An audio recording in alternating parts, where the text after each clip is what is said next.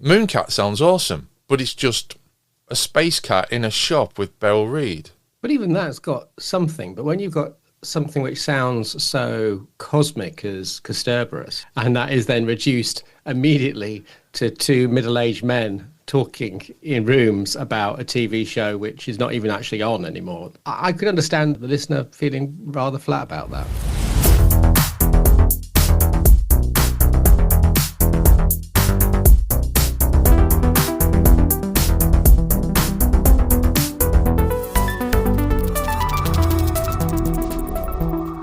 Ladies and gentlemen, welcome to Kasterborous. My name is Christian Corley, but you probably know that because you're one of the few who are here. And with me is James McLean, who you probably also know as well. Maybe we should just have some kind of like generic, sort of like unified name that everyone knows. Oh, just Kasterborous. Oh, that'd be weird. We'd be calling each other Kasterborous then. Anyway, flights of fancy. We're here to talk about Doctor Who related things, as we generally are. And do you remember did you ever find when you were a kid and you would watch a show, I don't know, this has just sparked something in my head, where it was called something which sounded exciting. It's probably things like educational TV, and then it would be just two people in a room. So it'd sound kind of space age or exciting, and it would reveal it was like two people sitting on a couch, like, I suppose Blue Peter's a good example of this. You've got this lovely idea of a boat on the waves and this jolly music, and then it would cut to three people in a stripped back studio. And it just kind of was a bit of a disconnect for a child who's got this notion, this label of this is going to be this, I don't know.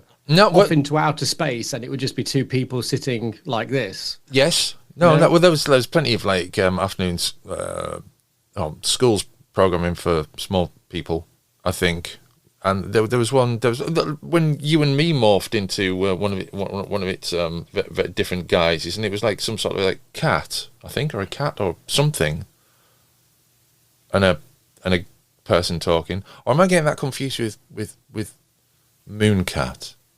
Anyway, but again, just Mooncat sounds awesome, but it's just a space cat in a shop with Beryl Reid. But even that's got something. But when you've got something which sounds so cosmic as Kasterborous, the constellation of, and that is then reduced immediately to two middle-aged men talking in rooms about a TV show which is not even actually on anymore. Well, it will be again, but you know what I mean. It sort of, I could understand the the listener feeling rather flat about that. Oh, the viewer. Well, I mean, there are viewers who take the time to watch us chatting hello, and so it entertains someone, at least the viewer. We have a listener and we have a viewer, and it distracts. These days, I find it's just about distraction. I was talking to Magnus about this. We don't sort of say, "Have you enjoyed something?" It's just like, "Are you suitably distracted from the horrible things that the world is?" And micro, macro, meso, whatever. Are you suitably distracted? And I think that's what podcasts are largely. It's about a distraction from having to deal with the proper things, your budget, your finances, the doom scrolling. That's what we're here for. That's our cosmic intervention. I watched 2 episodes of One Foot in the Grave last night. Now, the reason we chose One Foot in the Grave rather than continuing through The Crown was because Kay was a little bit wound up about a few things that happened within her workspace. And so we went for One Foot in the Grave, and this is nothing directly to do with Doctor Who, but it's incredible and this happens with Doctor Who, when it happens with a lot of shows. There are certain episodes of shows where such a lot happens in one single episode that it's kind of, you think it's happened in several episodes. So in case of this One Foot in the Grave episode, this is a One Foot in the Grave episode in which Victor accidentally wanders into a rehearsal of a play that Margaret's in, and these terrible accidents are happening, but he thinks it's part of the play. So he sat there laughing and munching on M&Ms. It is the same episode that also features former comedy actor Jimmy Jewell as a blind man who is murdered, and also is the episode that introduces Patrick and Pippa. All of those things happen in a single episode of One Foot in the Grave. and it's the same episode where Victor is doing a ventriloquist act, and Pippa takes the ventriloquist doll to the toilet. So these things all happen in a single 30-minute episode of One Foot in the Grave. If you'd have asked me which episode those things happen in, I would never have imagined they all happen in the same episode. I would have said 2 or 3 episodes. But it's all happening in one episode. And this happens with a lot of things. That certain episodes stand out more, as we know, than others. So, in Doctor Who, for every blink, there's a... I'm trying to think of one now. A Lazarus Experiment? I like the Lazarus Experiment, but yeah. Sorry, listeners, viewers, I apparently triggered my partner into some sort of pseudo-nostalgic contemporary observation. Which is why we're here. Yes, absolutely. But no, yeah, I agree. Anyway, that's what we are. We're apparently Kasterborous. Yeah. We are part of its body. Kasterborous 1, Kasterborous 2. Yeah, exactly. So we've got a few things we want to talk about in coming weeks. I think maybe we've settled upon something. Just before we get into what we're going to talk about today, something that's popped up, and I've mentioned Jonathan Helm's Substack before. I recommend you check it out. I'll put the link in the show notes because I can't remember exactly what it is, but there's a great interview with one of the special effects designers, people who worked on Time Lash and on Terror of the Velvoids. And I recommend you check this out. As I say, the link will be in the show notes because it's quite an interesting little discussion, and it sheds some light onto some of the design choices of creatures in those episodes, shall we say, without giving too much away. And that might be useful information, background for something that we're going to talk about in the future. Today, we're going to step back in time a few weeks to the Daleks Master Plan. Before we do that, thank you everyone who's enjoyed the commentary on Silver Nemesis. I think Silver Nemesis is probably quite underrated, and so I enjoyed watching it again, and it's something that watching it out of context, I think. If you sat down having a big Doctor Who marathon, and if it happens to appear in your list of Doctor Who, sort of like 2 or 3 days or 2 or 3 months after Remembrance of the Daleks, it maybe upsets it. But if you're watching it completely out of that context, I think it stands up a lot better. So I enjoyed watching that with you, James. And just something else I should mention, on the Kasterborous Patreon, we've got an interview with Ian McNeice that Brian Turnover conducted. And it's a really good chat. He talks about playing Churchill. He talks about Doc Martin, talks about his life in the theatre and how he kind of did some TV and felt it went badly and sort of went to the theatre again for years and years and years before before Doc Martin. So I would recommend, if you don't already subscribe to our Patreon, check that. You can have a look at that with a free trial.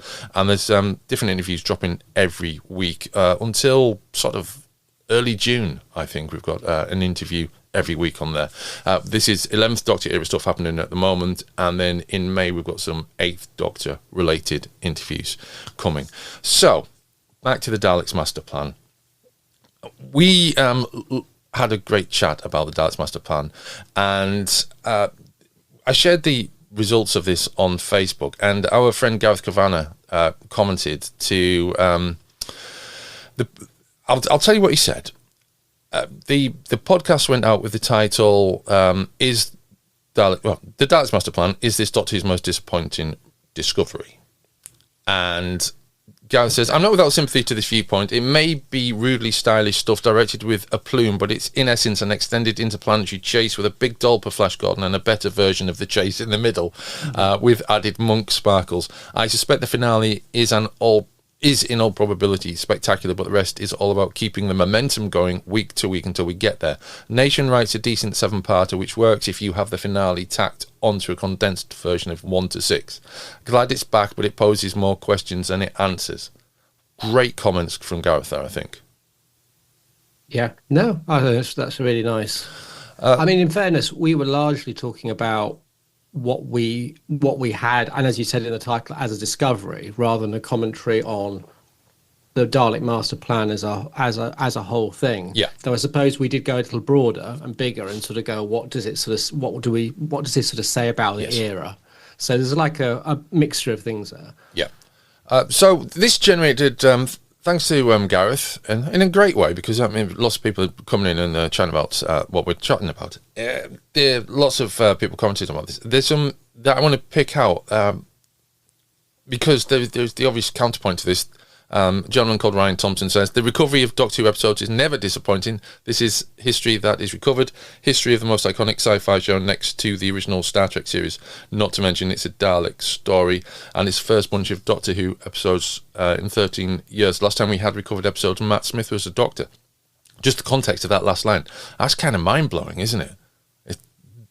Absolutely. So many Doctors ago was the last time we had recovered Doctor Who episodes. I remember being in Malta at the time when they were dropping. So, yeah, it was a long time ago. And I think, I mean, it's a great point as well. And I think I think the one thing that I'm a little conscious about is that inadvertently, because it was never intended, is it ends up being like, I feel like it sounds like we're being clickbaity. Yes. And it feels like to some degree it has been clickbaity in the sense it has stoked a reaction. It has, yes. But that was never the intention. I must admit, when we were talking about it, I never even thought about like how others might be positioned on this, especially as he says, quite rightly so. If we're looking at it in terms of historic value, then this is absolutely a massive find for a show which is for something which is so old now. Yes. To find these, it's an incredible piece of find. So, yeah. Yeah. We were talking about the actual story, weren't we? Well, this is it. We were not. I mean, we could caveat everything. And if people are listening to this who have read the Facebook, then yeah, okay, let's caveat it with some tick boxes. Yeah, it was a great find. Yes, I think it's better we had it than we don't. I think the thing is, and I think this is where the distinction comes, is that some of the best stuff to talk about, some of the best material to speak of in television and film history, invariably is not the best stuff. I find it far more fascinating to talk about with Gareth, as we have done, the mishmash wondrous mess of Flash Gordon than it would be The Godfather. Sometimes things cannot be as great, and that can still make them great to talk about. And that's really what it was, is that I won't pretend it didn't do much for me as to watch it. And yeah, we could be that we're slightly not indulged by the fact that we have so much Doctor Who, that we've seen so many iterations, that those early iterations, it's hard for them to sort of sparkle in some ways because it's got so much competition against what we already have. But I can't pretend, if we're going to come on here and talk, and I can confirm it to anyone who does listen to this who was irritated, certainly no interest in clickbaiting this stuff. I've got no interest in stirring people up with what we say.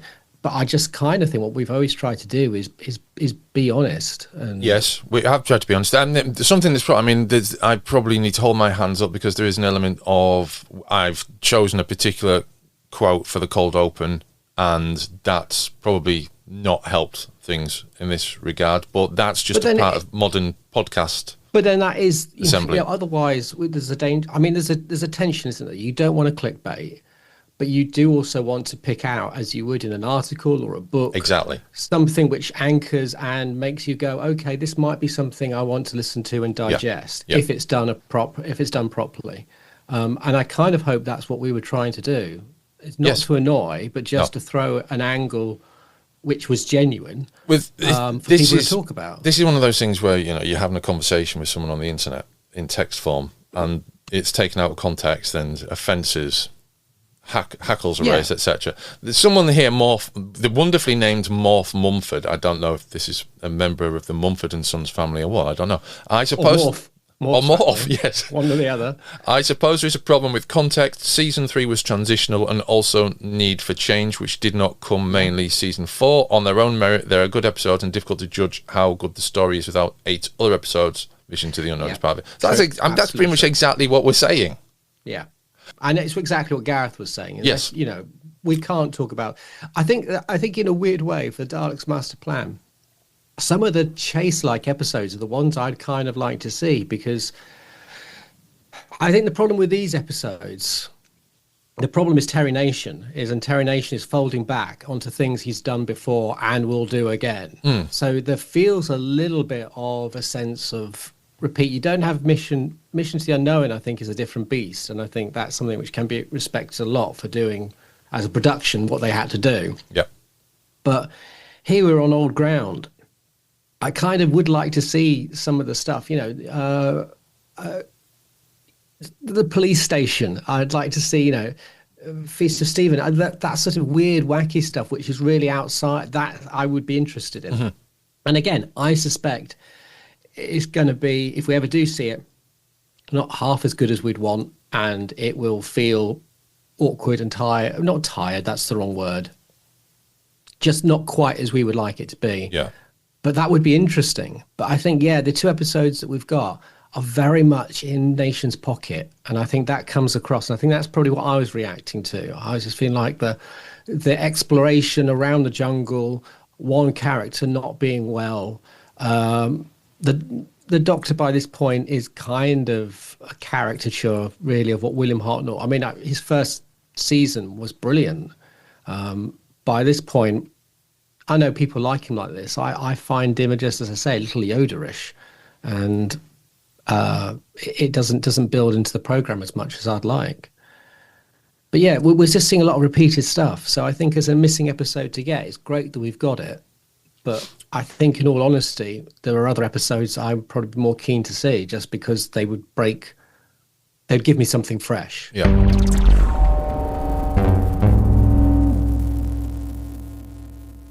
This one might be slightly surprising. This is from the actual Ian Lee. The actual Ian Lee of Channel 4's oh God, what was that program called? 11 O'Clock Show? Something like that? And broadcaster, that chap, who amusingly states, my issue is this is only black and white, whereas the colour version, I don't have a black and white TV and I can't watch it. Which I can see what he's trying to do there. But again, I think maybe contextually that's kind of wrong.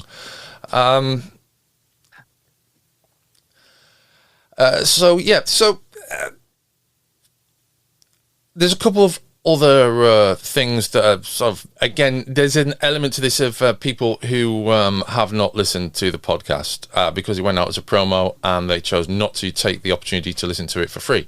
Well, you know, these things come up. This isn't the first time that we've had comments about podcasts that haven't gone as we thought they might. But it's I mean, I sympathise with your position on this. I enjoyed watching it, and it's one of the rare things that we've probably disagreed on something related to classic Doctor Who. I think you're right about Katarina, and I think there's a missed opportunity with her, but you know they just didn't. You know, it's just something that didn't happen. They wouldn't even do it these days. No, they? No, they wouldn't. It's not even like a time thing. And there's bits, there's later segments from the serial that exist in clips and what have you, and Hartnell does give a good performance with the face-off with the Daleks and Mavic Chen, and there's a nice bit of Dalek lore in there about the strength of the Daleks, etc. But it's a 12-part adventure that I've wanted to experience for a very long time, and still we don't get to experience it properly. It's nice to have the 2 extra episodes, but yes, it does retread stuff, and there is a formula to Terry Nation Doctor Who, isn't there? Very, very, very clearly a formula to Terry Nation Doctor Who. I think the other problem with these sort of missing episode releases, and again, this is no one's fault, is that, as you say, if you almost in a way have to watch them for what they are, rather than watch them for for their full context, which is unfair to them because they're meant to be full of something bigger. Yep. But we don't have it. So if suddenly the whole of the Daleks Master Plan was rediscovered, and that was able to watch the whole, that might have from me personally, a different slant. But when I've got two episodes which I've got to watch out of context of the rest, even though, as we've said before, I mean, I've listened to the audio adaptation of it. I know of the show. I've seen the other episodes. You can't. It's hard to really sort of judge them in that more exciting epic context. And I think as an epic adventure, yeah, I suspect if I saw the whole thing, there would be a lot of chaseisms to it, just by the very nature of the author and what it's trying to do and the limitations it's got to do it. If we were to see the whole thing, then maybe, yes, we'd be sort of saying, and as we were saying just before we recorded, an argument against the point I was kind of making, that by this point, Doctor Who was feeling a little like the show was not in a rut, but it was doing the same thing because it had the same sort of components.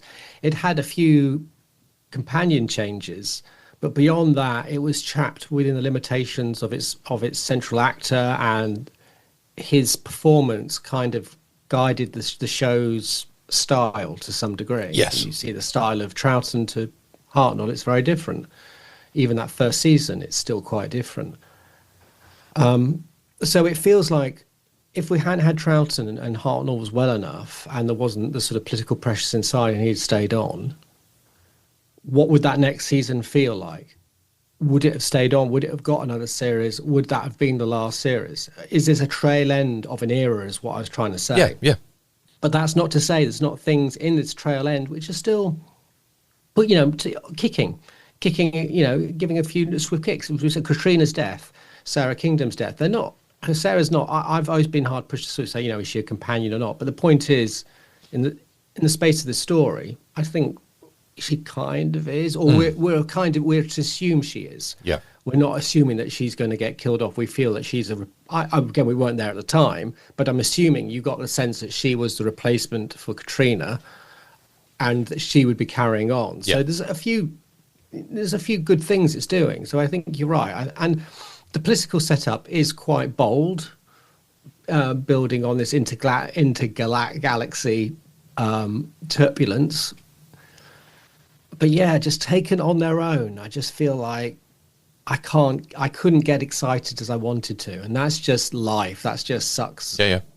No one's fault. I think we maybe touched on this when we discussed it properly. But with the Daleks master plan, you've got Stephen, you've got Katerina. Well, it's time to do something different with the companions. But Stephen and Katerina is basically she's the next in the line, short-lived as she may have been, next in the next in line of the Susans, isn't she? She's from the line of the Susans. And previously we had Vicky for her, who's like Stephen, a kind of a pale copy of the person that they replace. So they're kind of what you're sort of saying. So we're clear, because we don't want to obviously spark anything off again. You're not saying that Purvis or O'Brien are weak imitations. No, not at all. Or even to some degree, even in the characters, because Stephen does have its own character, his own sense, but he's locked into sort of a strand which he's replacing Ian's dynamic within that space, and Vicky's replacing Susan's dynamic. Yes, but there's another element to this, isn't there? Because this works on different levels. So William Russell was an absolutely fantastic actor, and he was already well into his career by the time Doctor Who came along, and he was cast for a very specific reason. Peter Purvis the same, but Peter Purvis hadn't been working for as long. Pete Purvis wasn't as experienced as an actor, and I'm pretty sure he said before that there are elements to what he was doing which was he didn't really know what he was doing and much about the character. Whereas with William Russell, you've got a very grounded character in Ian Chesterton, whereas Pete Purvis is playing a spaceman essentially. Yeah, that's the hard thing for him. Yeah, exactly. That's very difficult. So you have these. So as the show progresses, the core dynamic of the show, obviously people leave, changes, and so you end up with this scenario, I think, whereby You've then got characters, I don't say recycled, but you've got characters the ciphers, and then you've got the storylines, which there's obvious similarities between the chase and the original Dalek story, and then you've got the similarities between Dalek's master plan and the chase. So you've also got this kind of thing. So it's reusing its own ideas, and it's even at that early stage of Doctor Who. Yeah, and I think that again comes back to that whole question of, if we hadn't had what was an unusual baller move to sort of change your lead actor and keep the show running, what would the landscape of this show have looked like to an alternative reality where that didn't happen? Yeah. How would this be perceived in a show which I imagine would have been largely forgotten, not massively, but might have been potentially largely forgotten, apart from those enthusiastic archivists? What would this season have looked like to them, knowing that this was the end of a show which how it started? But that comes to another circle around on that as well. What if all the pieces still existed? What would we would have a completely different opinion of the Daleks master plan. Absolutely. So if we hadn't had any lost ones, you're saying, and we had the whole thing, would it, a bit like when Tomb of the Cybermen, we've said this before, was, before it came back, I remember reading in in Doctor Who Monthly, how dark and claustrophobic and scary it was. And of course, I watched it as a teenager, and it was none of those things. It was a good story. Yeah. It still blew me away. Were you watching it on an old CRT? On a tiny CRT with a screen like that big? Well, this is it, absolutely. In a darkened room. And I wasn't 9. Yeah, exactly. So I'm totally. But this is my point. Is that when the myth and the legacy builds up, doesn't it? And yes, perhaps over expectations occur. And I remember the teenager being disappointed because of all the things he'd read and the fact he was now too old, really, to get that same vibe, and too far down the line of television that there'd been scarier stuff since. But then this is kind of the nice thing about these debates. If it brings people up and it brings people out to sort of stand against or stand for or to rethink. And I love this idea of like, well, how would we view this? I think we've said this before in a different way. Like we were saying it the other week, I think, actually. I don't think we did it. We talked about it. If there was a missing episode of the new series, what would be the one that people would like? Would be like, what would I want to see that? And I was the same. Gridlock would be one because it's so full of stuff. If it was missing, it's such a fast-paced thing. It's not like a set in a single. It's not like Midnight where it's set in one space. It's so many little bits to it. I could imagine that being one that people would be desperate to see because there's so much happening, and it'd be an early tenant.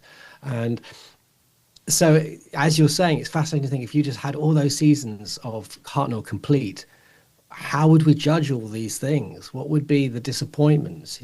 People want to see different. People want to see the myth makers, but would it have the same stature as the Space Museum, which we've got? It's kind of interesting in its own way, but no one ever talks about it.